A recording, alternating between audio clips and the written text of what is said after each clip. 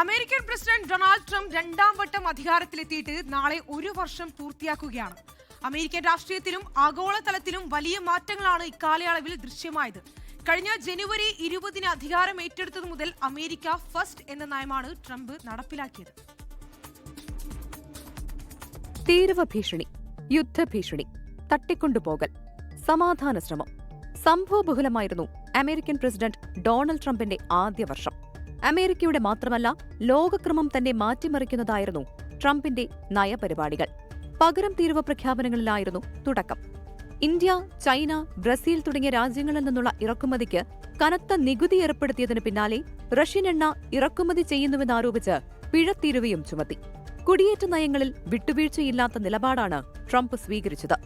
American ചരിത്രത്തിലെ ഏറ്റവും വലിയ നാടുകടത്തൽ നടപടികൾക്ക് തുടക്കമിട്ടു. ഇമിഗ്രേഷൻ ആൻഡ് കസ്റ്റംസ് എൻഫോഴ്സ്മെന്റ് ഉദ്യോഗസ്ഥരുടെ പരിശോധനകൾ പലയിടങ്ങളിലും സംഘർഷങ്ങൾക്കിടയാക്കി.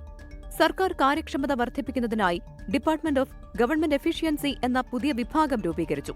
ലോകാരോഗ്യ സംഘടന, പാരീസ് കാലാവസ്ഥ കരാർ, യുനെസ്കോ എന്നിവയിൽ നിന്നുള്ള പിന്മാറ്റം പ്രഖ്യാപിച്ചു. ഗസ സമാധാന പദ്ധതി, യുക്രൈൻ സമാധാന പദ്ധതി തുടങ്ങിയവ ട്രംപിന്റെ നേതൃത്വത്തിൽ ആവിഷ്കരിക്കപ്പെട്ടു.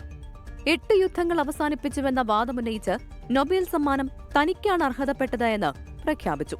നൊബേൽ ജേതാവായ വെനസ്വേലൻ പ്രതിപക്ഷ നേതാവ് മറിയ കൊറീന മച്ചാഡോയിൽ നിന്നും അവർക്ക് ലഭിച്ച മെഡൽ സ്വീകരിക്കാനും ട്രംപ് മടിച്ചില്ല. ഇറാനെതിരെ ഇസ്രയേലിന്റെ യുദ്ധത്തിന്റെ ഭാഗമായതും ഇറാനിൽ പ്രക്ഷോഭകർക്ക് പിന്തുണ പ്രഖ്യാപിച്ചതും വാർത്തയായി. അമേരിക്കയിലേക്ക് മയക്കുമരുന്ന് കടത്തുന്നുവെന്നാരോപിച്ച് വെനസ്വേലൻ പ്രസിഡന്റ് നിക്കോളാസ് മഡൂറോയെയും ഭാര്യയെയും അമേരിക്കയിലേക്ക് തട്ടിക്കൊണ്ടുപോയത് ലോകത്തെ അമ്പരപ്പിച്ചു.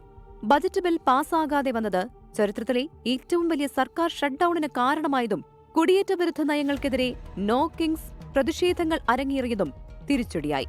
ഗ്രീൻലൻഡ് ഏറ്റെടുക്കാൻ പിന്തുണയ്ക്കാത്ത രാജ്യങ്ങൾക്ക് അധിക തീരുവ ചുമത്തിയതാണ് ഏറ്റവും പുതിയ സംഭവ വികാസം. Research desk 24. ലോകത്തെവിടെയായാലും ഏത് സമയത്തും 24 വാർത്തകളും ഓഗ്മെന്റഡ് റിയാലിറ്റി പാക്കേജുകളും എക്സ്പ്ലെയിനറുകളും വിശദമായി കാണാൻ ഞങ്ങളുടെ യൂട്യൂബ് ചാനൽ നിങ്ങൾക്ക് സബ്സ്ക്രൈബ് ചെയ്യാം.